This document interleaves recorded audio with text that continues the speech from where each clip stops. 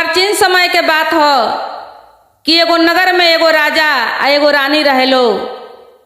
राजा रानी एक दूसरे से अटूट प्रेम करत रहेलो दीदी। बहुत ज्यादा वो लोग के प्रेम रहे आ प्रेम पूर्वक वो लोग के सुखी जीवन बितावत रहेलो।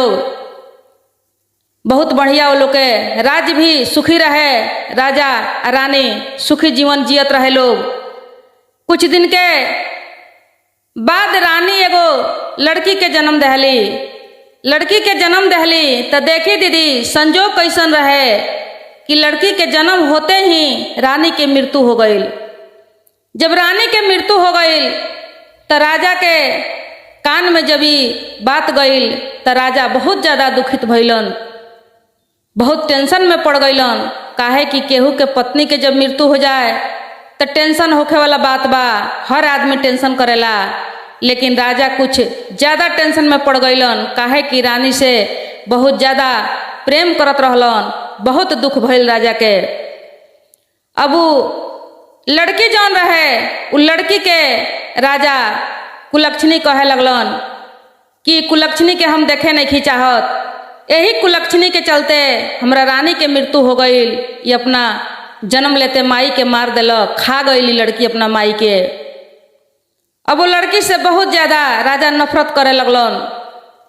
राज के नौकर चाकर दासी मिलके वो लड़की के पोसे पाला लगलो, लेकिन राजा कहियो नजर उठा के ना देखोस। अब राजा रानी के वियोग में हरदम चिंता में रहस, टेंशन में रहस। धीरे धीरे राजा के बहुत ज़्यादा सदमा पहुँच गई। एकदम हरदम निराश आ दुखी रहस। अब राज में का होता का नहीं खे होत कोई मतलब राजा के ना रहे दीदी। जब राज के लोग देखलक, मंत्री लोग देखलक, राज्य के कुछ कर्मचारी लोग देखलक तो बहुत ओहू लोग के टेंशन भइल कि राजा के यदि यह हालत रही तो राज्य में दुख होखे लगी। हो सकता कि कोनो दोसर राजा हमला करके चढ़ाई करके ये राज के जीत ली, बहुत दुख हो जाई। अभी राजा के समझावे बुझावे लागलो दीदी, कितनो समझावे लो कुछ कहे लो, लेकिन राजा समझे के तैयार ना होखस, उनकर उहे हालत रह जाए। अब एक दिन सब केहू मिल के राजा से कहलक कि हे राजा साहेब, कहिया तकले ए तरह चली? अब रउआ एगो दोसर शादी करी, एगो रानी जब घर में ले आएम तो फिर हमनी के पहले के जैसन समय बदल जाई। ए घर में एगो रानी के जरूरी बा। लेकिन पहले तो राजा तैयार ना भइलन, लेकिन बहुत समझावला बुझावला के बाद राजा तैयार भइलन। राजा के दोसर शादी भइल। रानी अइली तो देखली कि घर में एगो लड़की बा। तो वो लड़की के जब राजा प्यार दुलार ना करस, देख रेख कार ना करस, तो वो रानियों वो लड़की से नफरत करस।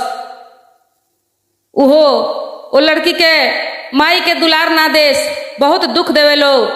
कुछ दिन के बाद एहू रानी के एगो बेटी के जन्म भइल। जब वो बेटी के जन्म भइल तो राजा बहुत खुशी रहलन। वो लड़की के लक्ष्मी नाव धइलन। बहुत धूमधाम से वो लड़की के नाम रखाइल, भोज भाज भइल, बहुत बढ़िया। लेकिन ये लड़की के कोई ना देखे, बहुत दुख देवे लोग।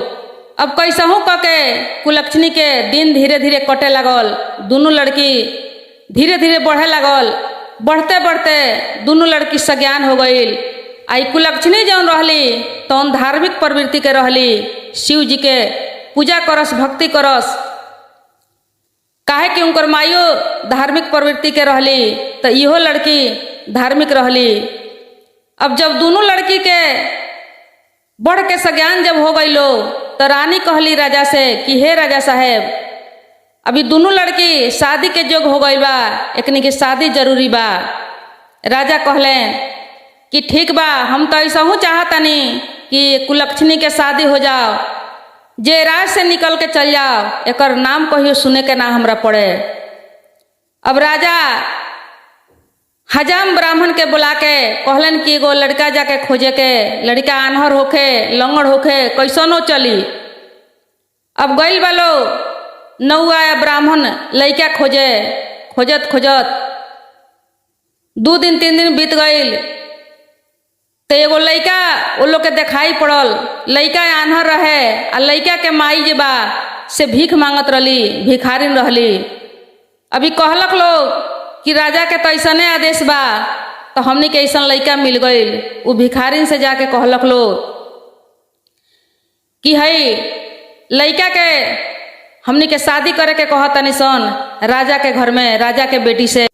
ई भिखारिन जब अपना बेटा के शादी के बात सुनली तो पहले तो कहली कि हमनी जैसन भिखमंगा आदमी के काहे मजाक उड़ावत लोग, लेकिन जब हकीकत सुनली कि सच में शादी करे के बा तो बहुत खुश भइली कि हमरा आन्हर लड़का के शादी एगो राजा के घर में होके जा रहल बा। कुछ भी होके लेकिन हमनी के संबंध जौन बा उ राजघराना से जुड़े जाता। बहुत खुशी भइली।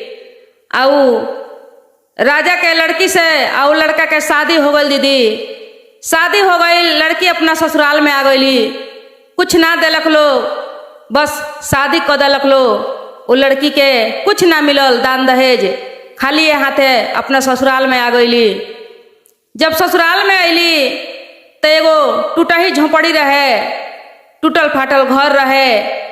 अब दुख में रहली, लेकिन राज दरबार में रहे वाला लड़की रहली। यहाँ टूटल फाटल घर देखली, पति के अपना आन्हर देखली। कहली कि हे भोलेनाथ, कौन कौन परीक्षा लेम हमरा से। जन्म होते माई मर गईली, पिता के कहियो प्यार दुलार हमरा ना मिलल, आ है जीवन साथी भी हमरा ऐसन मिलल। भले गरीब रही लेकिन यदि सही रहतन तो कमा खोटा के हमर जीवन बीत जाइत सही से। लेकिन ठीक बा, कोनो बात नहीं के। हे भोलेनाथ, सब मंजूर बा हमरा।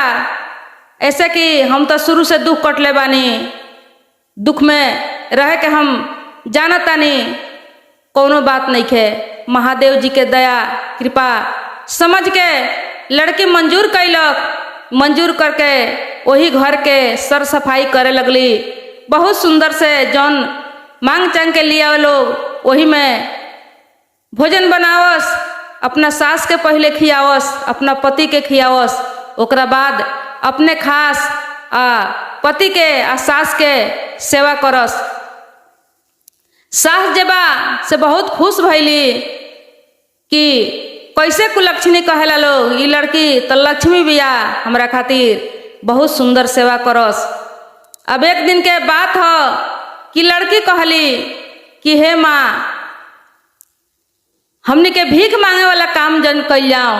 है जौन रउआ पैसा ले आइल बानी, ई पैसा दी हमरा के, हम कुछ कीन के ले आएम, कोनो फल मूल या कोनो तर तरकारी। एकरा के बेच के आ जौन पैसा आई वही पैसा से हमनी के जियल जाई, अपन गुजारा कइल जाई। उनकर सास कहली कि तू नया बाड़ू, तहरा अभी कहाँ से बेचे के किने के ढंग आई, तहरा से ना हो पाई। लेकिन कुलक्षणी कहली कि हम सब कुछ कर लेम, रउआ हमरा कहीं पैसा दी। अब उ जौन पैसा ले आई रही मांग चांग के, उहे पैसा लेके कुलक्षणी गईली बाजार में। आ गर्मी के मौसम रहे दीदी, जाके तरबूजा आ खरबूजा किन लहली। आ किन के उचल दहली बेचे।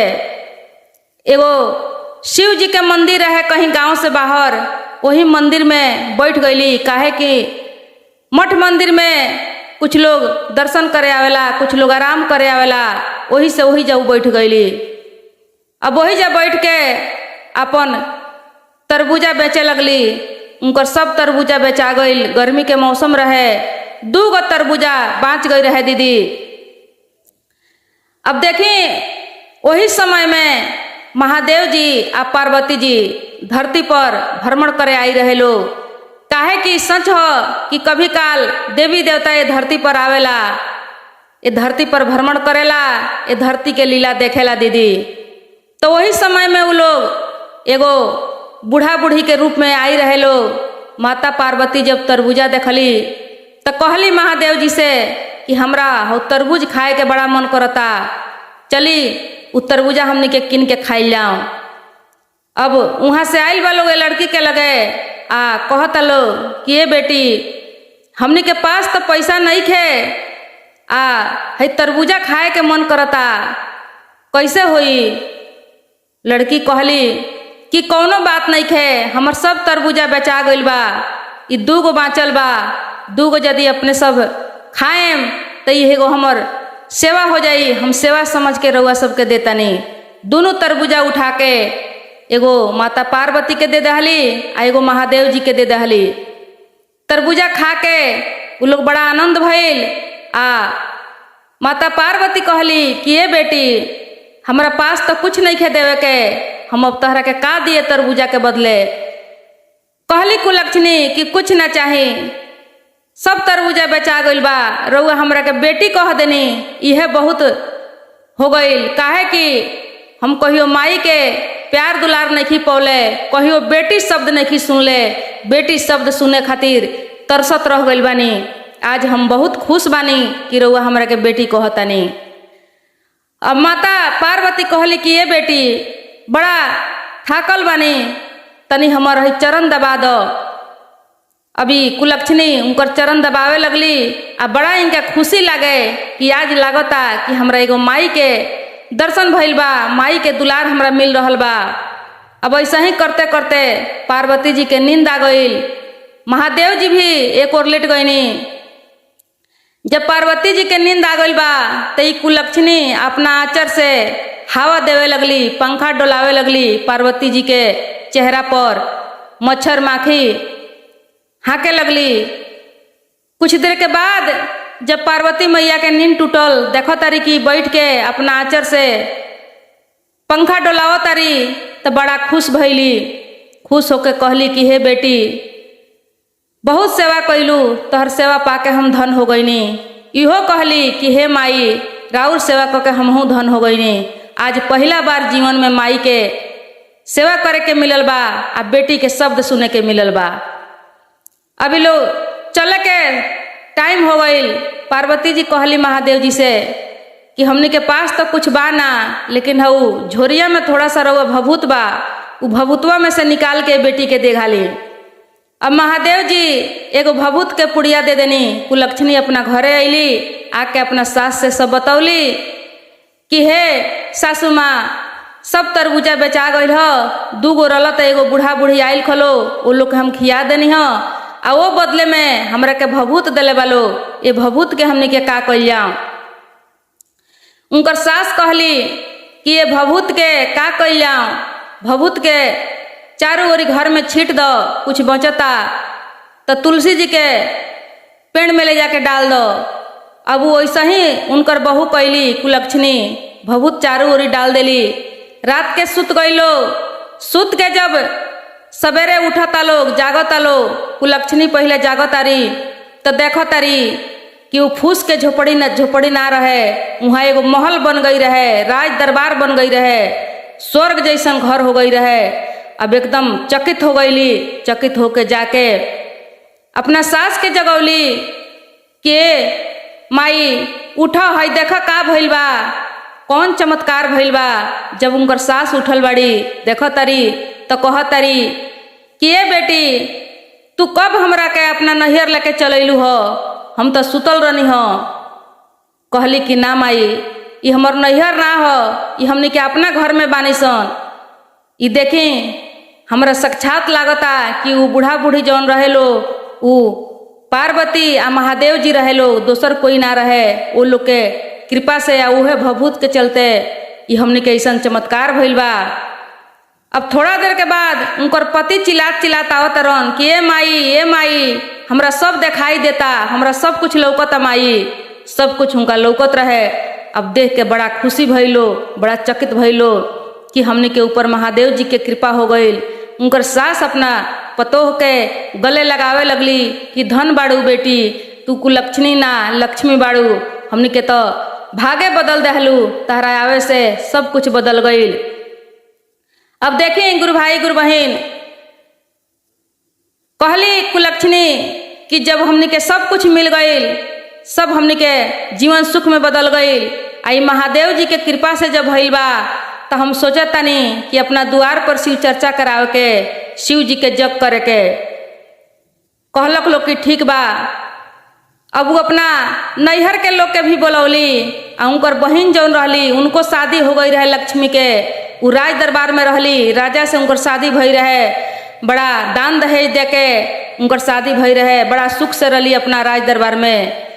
जब कुलक्षणी अपना बाप माई के बुलौली आ अपना बहिन के बुलौली तो देख के लोग अचंभित हो गई लोग कि सब कैसे भइल बा। सब बात बतौली। उनकर बाप उनकर माई जौन रहे लो उनका आगे शर्मिंदा हो गई लोग, दोनों कर जोड़ के खड़ा भई लोग, अपना गलती के क्षमा मांगलक लोग